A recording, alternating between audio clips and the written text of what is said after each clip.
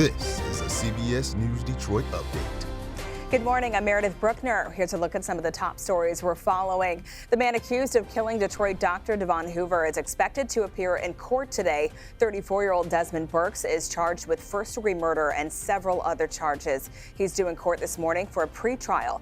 On April 23, 2023, Dr. Hoover was found shot in the head and wrapped in a blanket in the attic of his home. Several families in Ann Arbor Township are looking for a new place to call home after a fire tore through their apartment complex over the weekend. It was on Saturday night when fire crews were called to the Haven of Ann Arbor apartments. The investigation is still underway, but officials believe the fire started in the attic from an electrical issue. Nearly 50 people are impacted by the fire.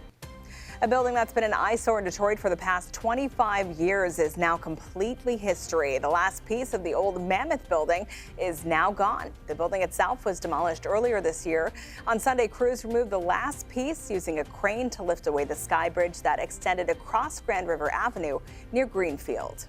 I remember this area when it was at its best. Although I hated to see the building go, it's truly necessary in order for us to start that rebirth and that revitalization. The city now hopes to finally redevelop the corner. In Washington, some lawmakers and Epstein survivors are questioning the release of the Jeffrey Epstein files. They want to know why at least a dozen documents uploaded on Friday have now been taken down. Across the country, a highly contagious stomach virus is spreading. Cases of Norovirus, often called the stomach flu, are rapidly increasing. It spreads easily through food, surfaces, and water.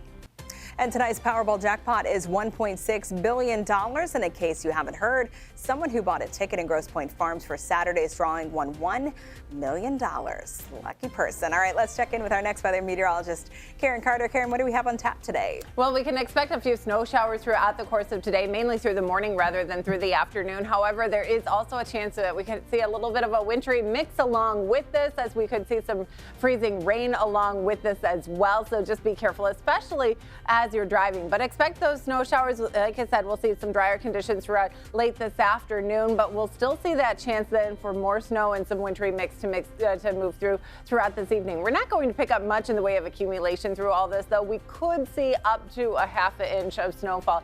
Otherwise, we are going to see drier conditions not only through our day on Tuesday with cloudy skies, but even into Wednesday as well, with those cloudy conditions continuing. Here's a look at high temperatures today. We are going to reach into the mid to upper 30s. This is about normal for this time of year, and temperatures are going to continue to warm up. 45 degrees then for tomorrow. We'll take a brief dip in temperatures on Wednesday, and then you can see those temperatures warming back up. 40s and then 50s on Friday. We'll be seeing those temperatures dropping back off for the weekend. Here's a look around the state.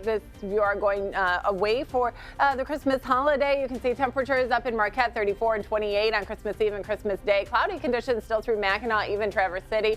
And then here in Detroit, we'll be at 38 degrees on Christmas Eve and 44 degrees on Christmas Day. Here's a look at your 7-day forecast then. We'll expect some snow and drizzle for today, possibly freezing. Then temperatures a little bit warmer tomorrow, dropping on Christmas Eve, then warming back up to Friday with a chance of showers in the morning.